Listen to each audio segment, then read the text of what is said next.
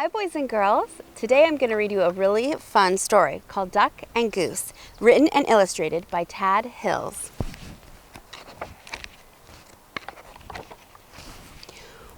"Oh my, what is that?" Duck quacked. "That's a silly question," Goose honked. "It is a big egg, of course." "Of course it's an egg, I know that," huffed Duck. "What I mean is, where did it come from?" Goose looked skyward. He looked to the river. He looked to the fields. He thought very hard.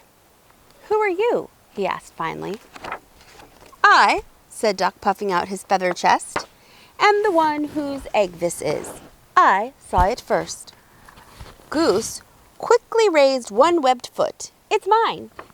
I touched it first." Uh-oh. What's going to happen next?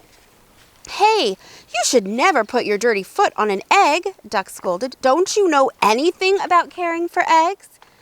"Yes, I do," Goose cried out. "Stop yelling," Duck yelled, then whispered forcefully. "Don't you know that you and your screaming are very likely disturbing the baby bird who is trying to take a snooze inside this egg?" Goose wished that Duck wasn't right. He lowered his head and whispered softly, "I'm very sorry. Go back to sleep in there." "So," asked Duck, "what do we do now?"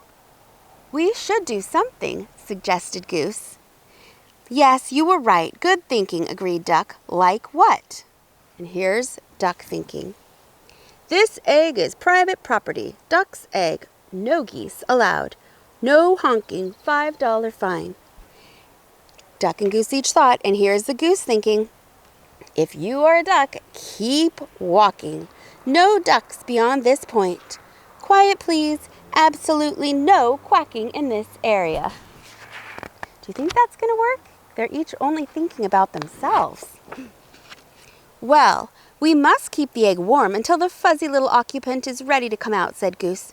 "Excellent idea," exclaimed Duck. He pushed past Goose. "Step aside and I shall do just that." But Goose was quick too.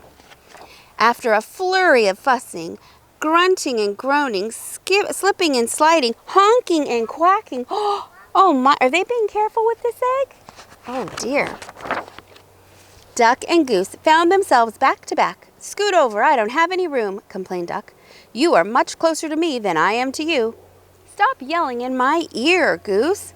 "Shh," Goose hushed, pointing at the round thing beneath them. Yes, we must remember. Quiet, quiet. We mustn't disturb the little one." And so they sat, very still and very quiet, waiting. For a long time, they waited.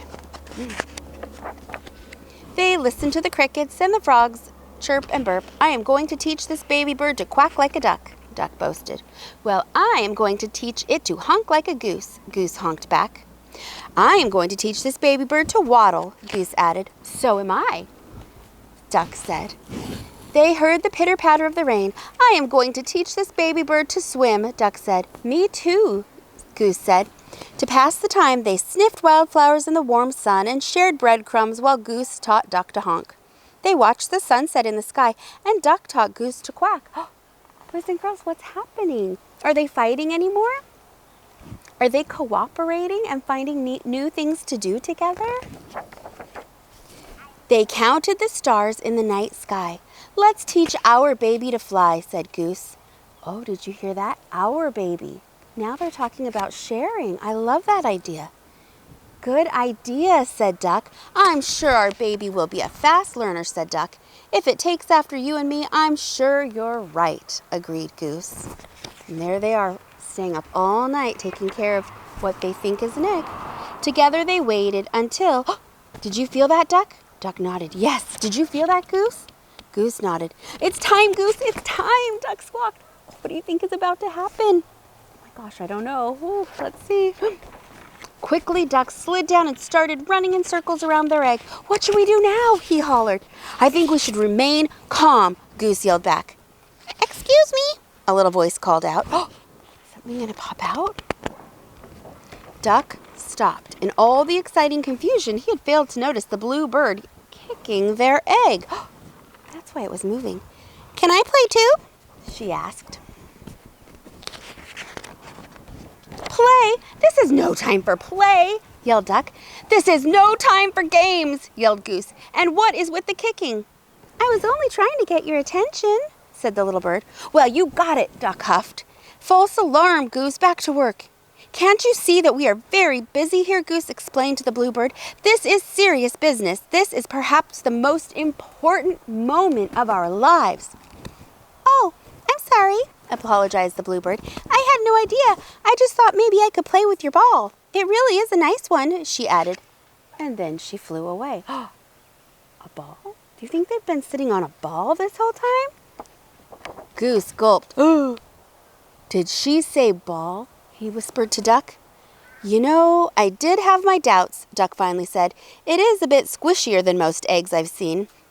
Yes, and I must say I was somewhat suspicious of those big dots, Goose admitted.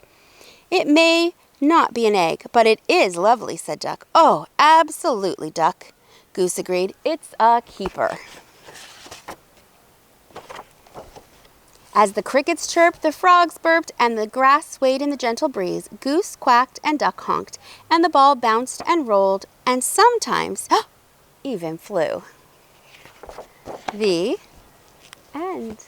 I hope you liked that story with the surprise ending.